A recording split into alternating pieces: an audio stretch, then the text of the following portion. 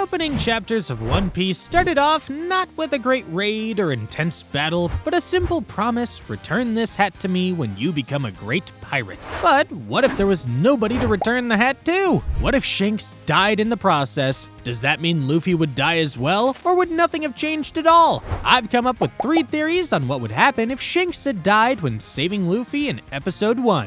Let's get started. For my first theory, with Shanks out of the picture, Luffy has to navigate the Grand Line without admiration of the red-haired man. Now, in this theory, the sacrifice made for Luffy would trigger a strong sense of will and rage, as he would thirst to avenge the red-haired pirate Shanks. Luffy's goal would shift from a soak fueled by desire and friendly comings to one fueled by the thought of vengeance or redemption. He wouldn't just be returning an old friend's hat. That promise, would symbolize a duty or a necessity to achieve his goals. This would push Luffy's motivation to a whole new level, as Luffy thinks of this goal as more of a deep and emotional promise that echoes round his spirit.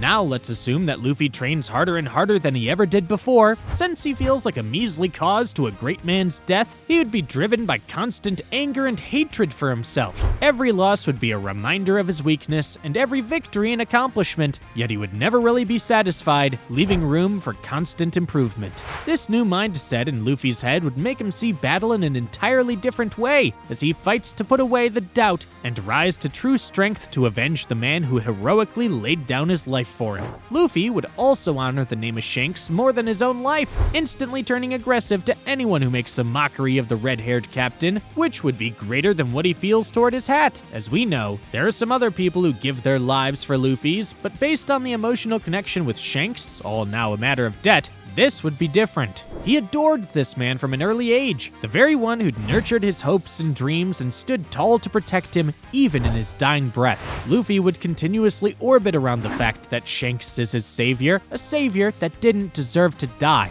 Other pirates and marines would continually call Shanks' sacrifice a useless one, as they would see Luffy as a waste of effort. This would make Luffy angry not just for himself, but for the mockery of Shanks' name. On the final island, and in the final obstacle to the Grand Line, Luffy would engage in both an overwhelming and emotional fight, as the enemy before him wouldn't just be menacing, but would be a trigger to Luffy, mocking the sacrifice that set him out on the journey in the first place, shedding blood, sweat, and tears. The Straw Hats would certainly come out victorious, setting the long and dramatic journey to a long-awaited end. As Luffy is deemed the Pirate King, the very identity he carried on his shoulders finally departs. He's now forgiven himself and accepted that Shanks would surely be proud of him.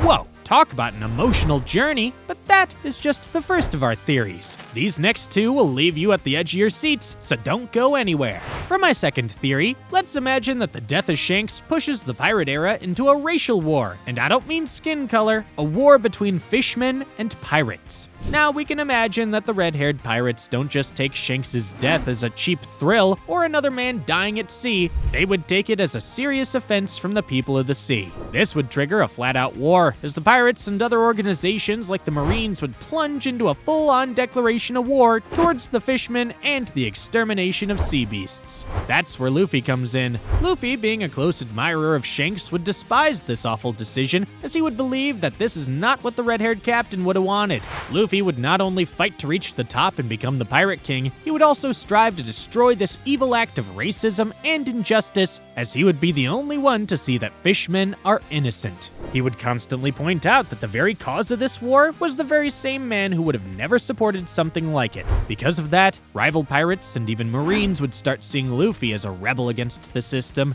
Naturally, he's already a pirate, a rebel by nature, but this time, a different kind of label would be placed on his head, one that ties him even more closely to the fish head. Let's imagine that this war was declared on the fishmen after Arlong Park's events. This would mean that Arlong would be publicly decapitated in the pretense of both Marines and pirates to serve as a declaration of war on the fishmen. Luffy, of course, would be mad about this, blaming himself as the cause of Arlong's death. This would make Luffy enraged and disgusted toward pirates, as he would strive to put an end to this injustice together with his little posse. Now, this would play a huge role way deeper in the story when it's time to recruit Jinbei, a fishman member of the Straw Hats and a master of fishman karate. The need to recruit Jinbei would be more important, as Luffy would need to have a fishman on his crew to fight off the injustice that surrounds the Grand Line. Jinbei would play a crucial part because he'd be the proof that men of the sea aren't all savages and do not deserve extinction no matter what the case. And gradually, into the story, Luffy's impact on the matter would start to latch on to more and more people as they continued to be on the same track as he is. And at the end point of his journey to become the Pirate King, Luffy and his crew would overthrow these inhumane acts and would give freedom to the fishmen and creatures of the sea. Luffy would not only be the Pirate King, but also the symbol of freedom in the hearts of sea creatures, as Luffy would have his peace as he knows that Shanks would be proud of what he's achieved, giving his death a proper settlement. Whoa, now that is deep. So much violence, am I right? But don't go anywhere, because I still have one more theory up my sleeve. For the final theory, the transaction of the hat as we know it is the greatest engine to start up the fire of will in Luffy's heart. But what if the fire never even started? What if the death of a heroic pirate didn't cause a greater hero to be born, and instead just leaves behind an empty void, giving the world government a somewhat easy victory in the new age? This would be a result of the psychological impact on young Luffy. Unlike Ace's death, which took Luffy to greater strength, Shanks' death, which occurred when Luffy was about 7, would take a deeper psychological toll on him. The joy that awakened the Gomu Gomu no Mi is now lost and replaced with fear and guilt. After his collapse, Monkey D. Garp would finally have the kind of impact on Luffy that he couldn't in the original timeline, mainly because, back then, Luffy's strong will and unbreakable spirit wouldn't have allowed it. But in this timeline, that fire no longer exists.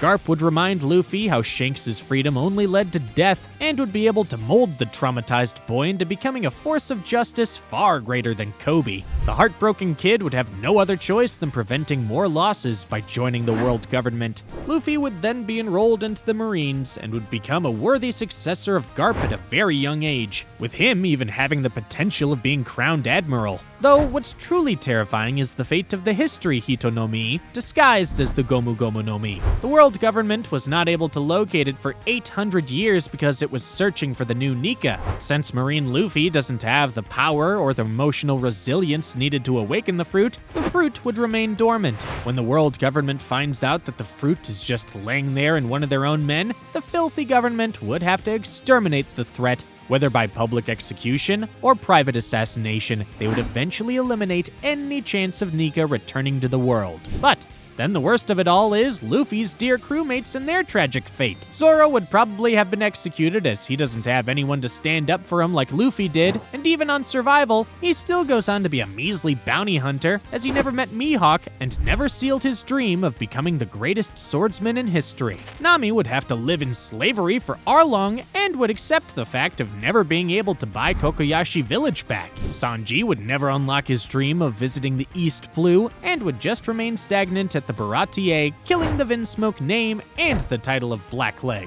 And Usopp would remain just a fake captain of the Usopp Pirate and Syrup Village. In this reality, Shanks' sacrifice would not foster freedom and instead would work in favor of the world government, giving them the win and total control. 3 theories that could have played out if Shanks had died while saving Luffy in episode 1. Got any other theories in mind? Let's see them in the comments. Don't forget to check out the next video coming up. Click on it to see it. Click it!